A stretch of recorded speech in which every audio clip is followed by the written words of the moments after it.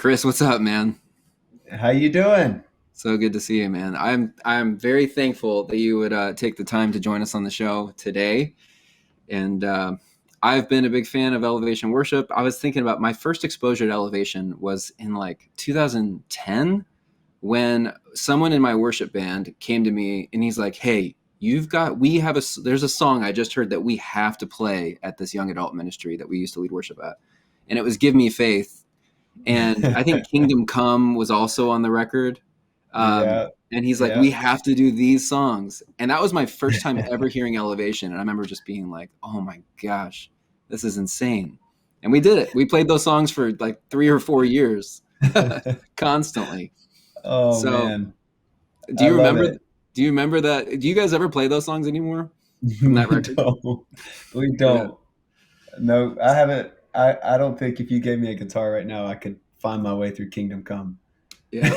May your will be. Yeah. Dude, that's such a great song. But anyways, so the last time I saw you, it was probably like a decade ago when I came down to the Matthews campus at Elevation, and we Yeah, just like it was you were there, but some of the other guys from Elevation Worship were all there, and we just kind of played with Ableton Live for a bit and talked about tracks, and it was yeah. a good time. But a lot has changed since then, and That I would would have just be that would have probably been you introducing us, I'm sure, to Ableton altogether. I don't know that.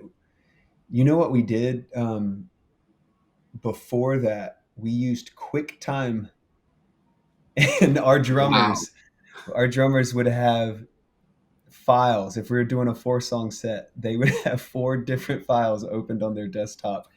And this on Sunday live, they'd hit the space bar to fire one. And then when we'd be, I don't imagine we were using actual tracks then. I could be wrong. I'm sure it was just click, and yeah, QuickTime was just for click and setting the tempo. And then they space bar that one, have to scroll over, hit the next wow, file. yeah, Dude, we were we were Stone Age, and that I'm is sure so you awesome. coming in was introducing us to all things Yeah, Ableton. And that is so fortunately, awesome. it's worked And out well. are you guys still using Ableton? We are, we are. Do you Yep, know Jonathan Mix? yep, yep. Yeah, he's a wizard at it and has really helped us, um, to my knowledge, utilize it really well. I think he Yeah, does a great job, but I'm ignorant to so yeah. many things Ableton Well, as well. And fortunately, we have the right people around us to, yeah, and yeah, with Jonathan, like you guys have also, I think you were doing some really edgy stuff early on of even keeping campuses in sync with a track over Ableton Live on a network and pretty geeky, nerdy stuff. But yeah. I wanted to first just like start off with, you're talking to a bunch of worship leaders here who are watching this, and I would love to know just a little bit more about your personal story. Like, how long have you been leading worship, and how did that start? Like, how did you get even into leading worship? Yeah, so I grew up in church. My dad was a worship pastor, and grew up around music. Grew up in a small local church environment. Um, my aunts, uncles, my grandparents on my mom's side, all in ministry, full time ministry. My sister married a youth pastor. Like I'm just surrounded by it, Yeah. and have just really have a rich heritage in my family of ministers. And so Is your dad still doing music? he's a part of our no, not full time, but he's a part of our Elevation Columbia, which is in South Carolina, Columbia, South Carolina campus, which is really cool. He retired a few years back, and then Yeah. he hopped into to serving there, and leads an E group, our small group, and is loving kind of having a different seat in ministry. You know, That's got to be after. pretty awesome for him also just to watch you kind of take that torch and run with it, I guess you know? so. I think so. Yeah. I mean, I'm standing on his shoulders, and not just musically speaking, but he and my mom never put pressure on me at all to go into ministry. They never put pressure on me to pursue music. They did an awesome job of just fostering like what I was passionate about. Like I think season over season. So when I was a kid, I was passionate about baseball. Yeah. And so my dad was not passionate about baseball, but he would get out there and throw with me and go to my games, um, and then eventually that turned into loving music and starting to write when I was a teenager. So I think to more of your question though, when did I start leading? I started leading in college, and had a great mentor who just he he would have me show up on Tuesdays and Wednesdays to start. This was like when they would. Maybe a lot of people still do this. We don't do this anymore. But he would have me print off chord charts so that I could get them ready for the band rehearsal and set up Yeah. the printouts on music stands at their band rehearsal. And that moved into charting the songs, um, and I would just be around, man. I just wanted to be in the environment and wanted to soak up as much as possible. I would sit there after, I ran cables and set up music stands, and I would sit there and just watch them rehearse and listen to see how he steered the rehearsal and how he led, I started leading for youth group, um, and so I fell in love with it, and I've known Pastor Stephen since we were teenagers. He and I were in bands together, um, and so when he started the church, I heard immediately about it. We had kept in touch a little bit through college, but heard that he moved to Charlotte to start the church, and my wife and I moved up like 9 months into Elevation starting, and Yeah. been here since and trying to grow and steward it, man. It's wild, man. It's so awesome. You'd say that you started off printing off chord charts, and it's funny because just last week I had a conversation with someone. Well, I was remembering you and I are probably similar in age. You might remember this, but like how a computer you right click and you've got cut and paste. Like I Yep. remember when I was a kid in youth group making like chord charts, I would actually like legit cut and paste. Like I would print off a song, cut it out, put it on a copier and shrink it down, like do like the 70% Yes, printout. dude. And then you Whoa. literally paste it to another sheet. So you've got two songs on one sheet and then copy that one. Do you remember that? Or am That's I way older crazy. than you? No, well, I know exactly what you're talking about. Yeah. I was trying to make a And I two feel like, column chord chart. oh, okay. I was trying to figure out why you did that from a functionality standpoint, because I'm sure I did that um, in some fashion, but Yeah. I don't know if I ever did. That makes perfect I was sense. So trying to get two songs on one sheet.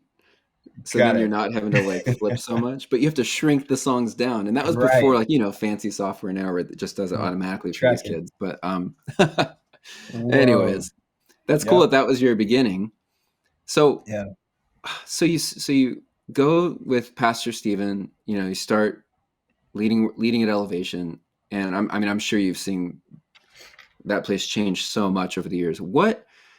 How have you personally grown as a worship leader and a songwriter since you joined Elevation? Like from that point on, like how would you say is like you've actually changed the most as a worship leader? Man, I've been here 15 years, so it's good grief.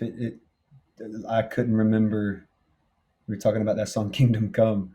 Yeah. I couldn't remember that far back on a song.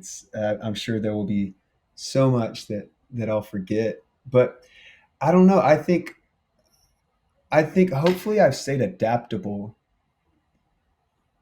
and willing to change through the years. I think the landscape has changed so much with what worship music is, even over the last few years, but definitely since 2006, 2007, when I started leading here.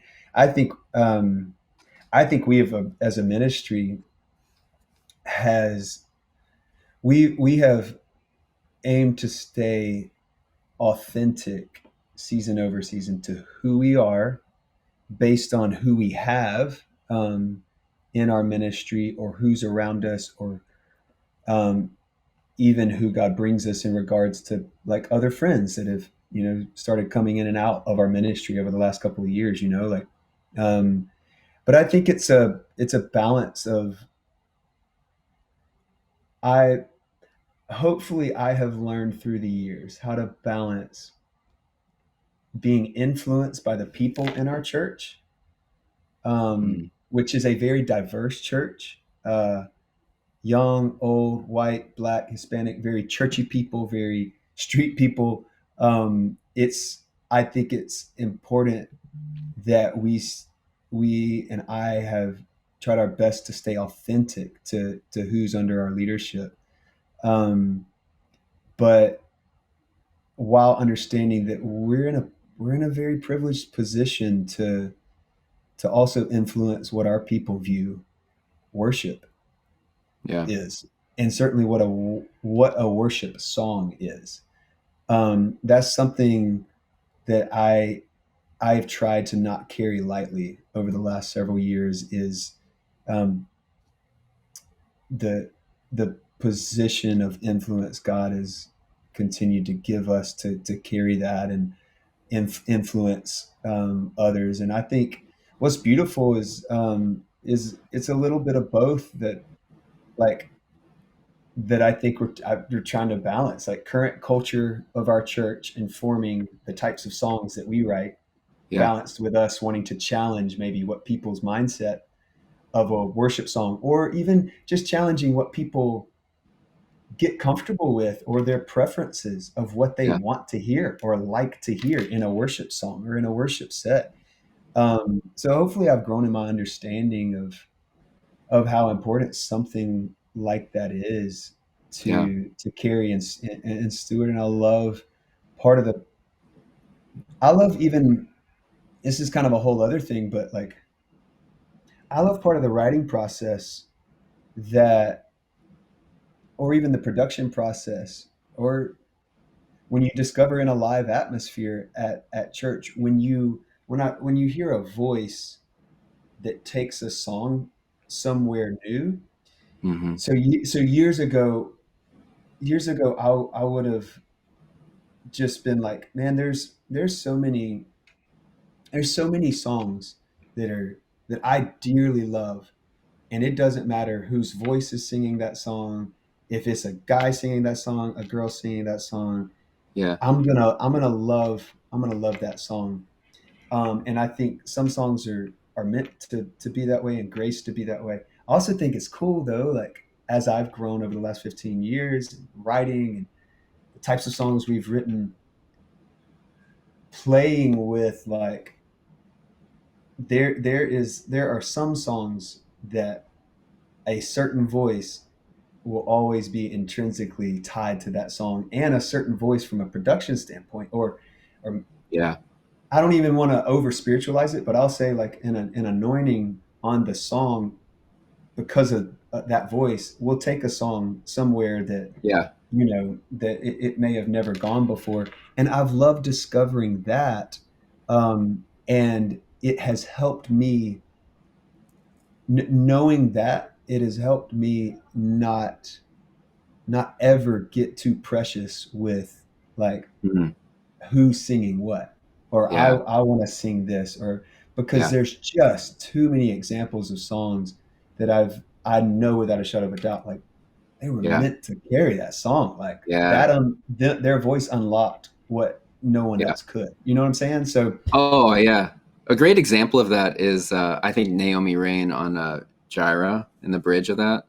yes. I mean, I feel like that's such a unique. I mean, that's such a great bridge of a song, whatever you want to call it, a bridge, an outro, or whatever. But and a lot of it's so good that probably anybody could sing it. It'd be great. But there's something very special about her voice. It's like a signature on there.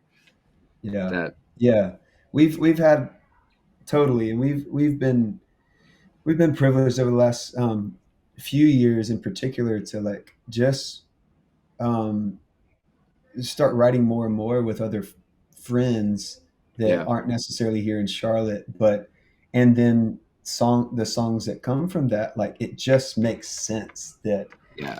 they would be a part of recording that and carrying that song, if you will. Yeah. Um, and it's been really special. It's like to see our ministry kind of be somewhat of a um, launching pad for songs with Yeah. others attached to them. But it's Is been it, really cool. would you say, is it challenging now, like to go into songwriting sessions, just knowing like everyone's going to expect, the next blessing or gyra, or like what tips would you have for songwriters who are, Yeah, you know, I don't know. I mean, it's definitely in the back of my mind, and I, I I think it would be hard for anybody, any yeah, creative writer or whatever, to pretend like that's not there. But um, Pastor Stephen talks about this all the time when we whether we go into, it's not like we talk about it at the top of any right now, but it's certainly just always in the conversation of like, man, we can't ever chase like what that was, because that existed and lived and was created in a moment that can never be recreated. So why bother? And the blessing, for instance, as you mentioned, that it didn't come out because we were chasing something before the blessing. right. um, we weren't trying to recreate a sound or a song, and Yeah. Gyra certainly wasn't wasn't because we were after something. That was a nonstop. The day we wrote that, we had never written with Chandler or Naomi, and we went into we were in this house with several others from our team and Mav's team, and there were different writing groups happening, and we were actually in a basement of the house. But we went down there and we didn't really come up for air for like 8 hours. Like that day was one nonstop, but it was, the music didn't stop and the writing didn't stop. And we got to the end of that day and realized like, oh, we got to piece some of this together, because Gyra, like you were just mentioning, is a bridge, the outro. What is it? It's got like, Yeah. 7 different movements or vamps or whatever. Yeah. Yeah. They, we got to the end of that and had to figure out like, we have Gyra, and we also had this on that album called Shall Not Want.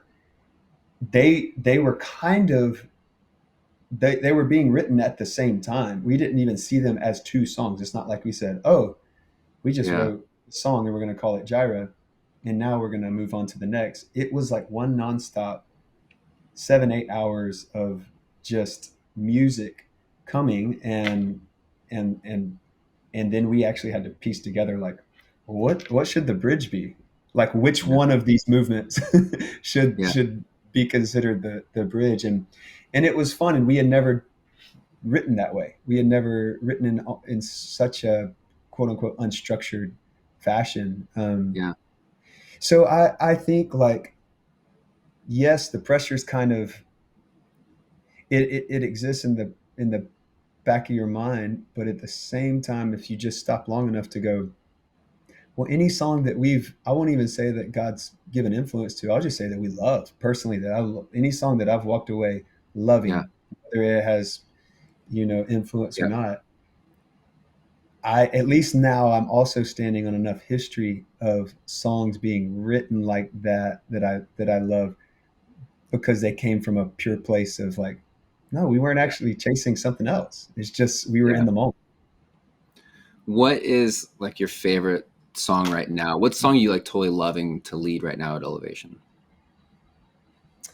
I mean, we it's weird. We kind of we we have songs that'll sit around for quite some time, but I would still think like Same God, even though we've led that song in Yeah. church now for over a year. Um, it's been out for maybe 6 months. It Yeah. still feels it still feels fresh. We did a August tour run, um, and seeing Night After Night too, like when the bass hook starts, which shout out to Shay Wooten, our amazing bass player, for him to write a bass hook that starts a Yeah. song. Like I don't Yeah. know many songs that actually start with bass guitar and it's Right. a hook. Right. Yeah. Um, but it was really cool. It's really cool to see a song like that connect with so Yeah, many people. And so I would say same God right now, like still in church. I yeah, led it just this past Sunday. Um, I did too. and did you? Yeah, it is such a Amazing. great song, man. That bridge is just killer. And then the Thank you. chord change at the very last part of the bridge Yeah. just Yeah. lifts it like up even more. Like it's a good song. Thank you, man. What do you guys only, I'm just curious, do you guys only do elevation songs on at church, or do you ever like throw in other Yeah. stuff, like a Bethel or Yeah. Hillsong? No, we throw in other songs. Actually, just today was kind of thinking through Sunday, this Yeah. coming Sunday, and we're doing. I'm putting in "Goodness of God" in the set, Yeah. which is maybe one of one of my favorite songs to just listen to. Still, Yeah. it's been Yeah. around a few years now, but it's just so good. Um, Yeah. and we may go into planning to introduce a brand new song that we wrote a couple weeks ago, called "Look Again," and I think "Surrounded" um, would is going to be a perfect tag out of that. And Yeah. so yeah, we try to mix it up. I mean, we do a lot of our originals, but there's just too many other good songs out there that are in the church to Yeah. not be singing those. Yeah. So there was a video posted recently of you guys playing a live acoustic set, and technical difficulties happen to everybody. Every worship leader watching this knows exactly like this kind of stuff that can happen, and you don't even know why. It just happens, and then you dig it up later. But so your keyboard player lost the click in his ears during the set, and on the video you're like hitting the keyboard, like giving him the tempo like with your hand, which is it's hilarious to watch. And you like start with a light tap and then you're like hitting it really hard. Tell us about what was happening in that moment, and then I would love to know like what tips do you have for handling a technical issue when you're leading. Yeah. Well, we started that acoustic set in the night with we have a song called "Million Little Miracles," and so we started with that, and it starts with just keys, and there was just Scotty on keys, Joey on acoustic, and then E on acoustic. So and Scotty's driving most of that set. So right into "Million Little Miracles," like the click fires, but Scotty doesn't takes his time starting. So I'm like, all right. I mean, I guess he'll come in at some point. Not too long, not like where it's weird, but just enough to know he's normally in by Yeah. now. Yeah. And then he comes in and it's like nowhere near. It's like in tempo, but it's not with the click. It's on like the off Yeah. or whatever, and then it starts to fluctuate a little bit. And so I'm like, uh oh, he clicks not his pack's not loud enough or whatever. But we make it through a verse and chorus, and then I think after chorus one, I think we got on at some point during verse and chorus. And then he takes a turn just himself after chorus one, and then it was just completely off again. I was like, oh, he doesn't have click. So I just started tapping, and the rest of us all had click, and come to find out, so what's going through my mind the whole time is like, surely our amazing monitors guy Pat is gonna hear this, and like he'll know, like, oh, Scotty's off, or Right. EJ Mix or somebody, and they'll just send him click. I didn't know what it was. I just knew like he can't hear something. So so yeah, I mean, we just had to keep trucking, and we made it through the whole set. Was it And I just click or did you have tracks too? no tracks in that. Okay, that's good Um, because that could have been a disaster. yeah, absolutely. So we make it through the acoustic set, which is probably, I don't know, 15 minutes or so, and it was it was all fine once what he was following me at some point, but for the most part, once you've got strumming acoustic in, which Joey and E both had click, so they're Yeah. on, and Scotty's following he's following the vocals, he's Yeah. following the strummings. Um, but we make it through that, and then we kind of stay at the B stage moment, but the full band joins for Gyra. And so when it wasn't awkward because everybody in the room stands, I made my way back to a talkback mic and said, "Hey guys," talking to just our sound engineers, like, "Hey, Scotty doesn't have click. Can y'all get him some click?" And that was also routed to Scotty's ears. Yeah. So he he heard me say that, and he said, "Oh, I thought none of us had click this whole time." So he went the whole set thinking we're Yeah. just all in this together, and Yeah. nobody has click, and it's an Ableton issue as opposed to like an ears issue. And so Yeah. it just turns out like his pack got swapped with someone else's. So um, his click Yeah. was technically being sent to Scotty's pack. Scotty just didn't have Scotty's pack. Yeah. Um, so yeah, totally. Things like that happen all the time, and we made it through. I don't think too many people would have known, and it just so happened that uh, our social um, our social person Sam, she had set up that little 360 camera. That's the Yeah. only time she set it up. And when we got off, I told her, I was like, well, um, hey, let's try it another night. It'll be cool because that was kind of a disaster since Sky didn't have click, Yeah. and then she cut it up in a funny way and showcased Yeah. what she showcased in it. So it I was loved it. I love the part of the clip where like Scotty's eyes like go sideways, like he's looking at your hand tapping, and he's right. so did he probably caught what you were doing, right? He Yeah, yeah, had to yeah. have. Okay, because He then you were totally making it really obvious at one point. yeah, he knew, but he just thought I was keeping time Yeah. for everyone because he just didn't think any of us had clicks. So he's like, Oh, "Well, that's Chris is so just trying to awesome. set the tempo for everybody." Yeah. Yeah. That's so So, good. So my last, I got two more questions. all right. What what's some advice you would give a worship songwriter who wants their songs to be heard? So they're writing songs, but they want them to be heard. Like what advice would you give? Because we've got worship leaders, songwriters watching this. What would you say? Man, I would say I've I've talked to other writers and worship leaders about this, but don't don't equate success with visibility. I don't want to sound deflective like with my answer, but you should decide early on, like right now, that your motive for writing songs comes from, not being able to, like, your motive for writing songs can't be for other people to hear them.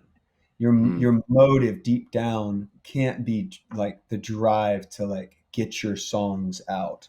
Your motive for writing songs has to come from like you feel on mission and you feel called to do that. And that doesn't need to take the drive away or the passion away to work strategically Yeah. to get your songs out or to put into practice and that strategic part of your brain and get your team lined up and get vision, turned into action.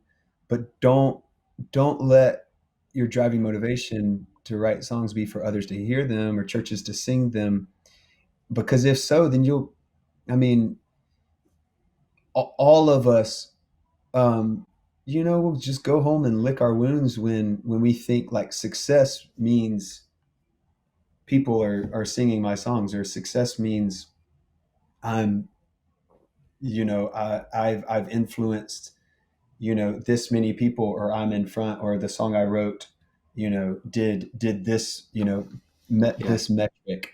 I don't know that like I don't know that I'm your guy to like give everybody 3 steps on, how to have a song become influential. But we were talking about our early stuff. I mean, we wrote 3 albums that no one's ever heard, from like Yeah. early years, and eventually without strategy or without a Yeah. marketing plan, one song started to raise its hand, and garner some Was that Give attention. Me Faith? Yeah, it was "Give Me Faith," and that one song, like, it opened a few doors for us that we prayed about walking through, um, and we did, and then we had, I think we made another, or we did make another album after that, that I don't think, gained too much traction or attention after that.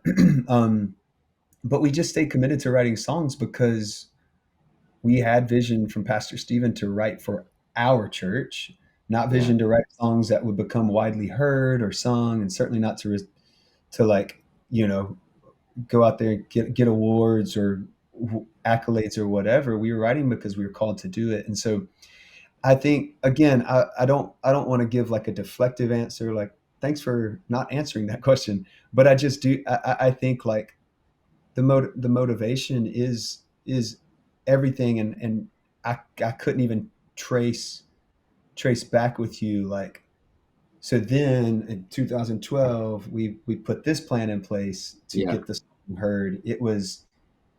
It's just been like, stay stay focused and stay committed on what we really feel called to do, and Hmm. steward that the very best we can in that season. And don't get ahead of yourself, and don't think like you have to, don't compare yourself to other songs or other ministries. um that's a bottomless pit to that you'll just dig yourself into. And just stay focused on who you're called to serve in your ministry. And I can't wait to hear over the next decade and more, like, the songs that keep coming from churches. But I think, like, the church just needs to continue to bring pure songs and authentic songs to the table. And so, don't equate success looks like visibility. Success looks like this metric. Yeah. Success looks like this, getting on this playlist. Yeah. um and just let God breathe on what he breathes on. That's good, man. So my last question is similar, and it might even have a similar answer. But let's just say you're sitting down for coffee with like a 16-year-old kid who's just starting to lead worship at their church, and they're Yeah. like, Chris, what advice would you give me if I'm wanting to go down this road of leading worship? What would you i say? i would I would say, um don't don't have your aim, don't try to be impressive, be effective. Mm. If you stay focused on serving people on your team this week, you're going to see the fruit from it.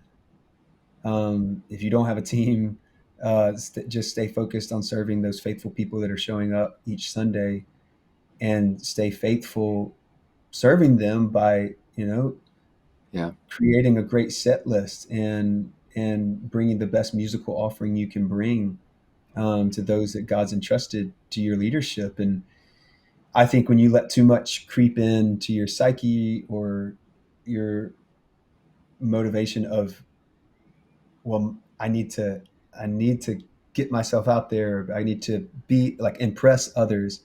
When that creeps in too much, then your focus gets taken away from just simply, like, serving who God's given you in Hmm. this season, in this moment, this week. And when you do serve them, like, then, at least in my story, and season over season for me, when I've focused on, well, this is what I can bring, and this is what I can do, and I'm going to keep my head down, and stay after, like, not trying to chase numbers or metrics, or chase, being impressive. Then, like, I find serving the right motives has made me more effective, in the long Mm. run. And I hope, our church Yeah. um, would speak for that. But I do think, like, you'll see so much fruit just week in and week out, like not growing weary in serving those around you. So Yeah, man, that's so good.